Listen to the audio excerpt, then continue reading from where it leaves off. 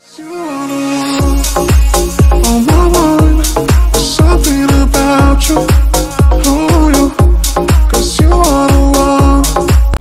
খান ও অপু বিশ্বাস একসাথে ৭০টি ছবিতে অভিনয় করেছেন, যার মধ্যে বেশ কিছু ছবি ব্যবসা সফল। কিন্তু সাম্প্রতিক সময়ে অপুর সাথে অভিনয় করতে রাজি হচ্ছেন না শাকিব খান। তবে কিং খান রাজি না হলেও কেউ কথা রাখে না ছবিতে থাকবেন অপু বিশ্বাস। এজন্য ৩ গুণ পারিশ্রমিক প্রস্তাব করেছেন প্রযোজক শাকিব খানকে। উত্তম আকাশ পরিচালিত ছবিটি প্রযোজনা করবেন শাপলা মিডিয়া। প্রযোজনা সংস্থা সংশ্লিষ্ট একটি সূত্র খবরটি নিশ্চিত করেছে।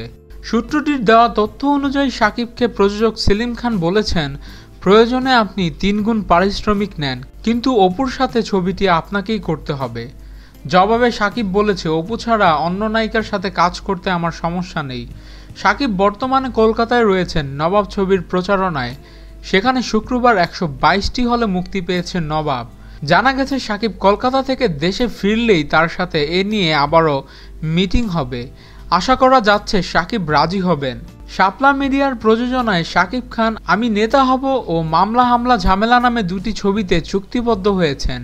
উত্তম আকাশ পরিচালিত ছবিগুলোতে তার বিপরীতে আছেন মিম। উল্লেখ্য, শাকিব খান ও অপু বিশ্বাস জুটির সর্বশেষ ছবি রাজনীতি মুক্তি পেয়েছে ঈদুল ফিতরে। আপনাদের মতামত কি এ বিষয়ে? শাকিব অপু জুটিকে কি আপনারা আবারও দেখতে চান?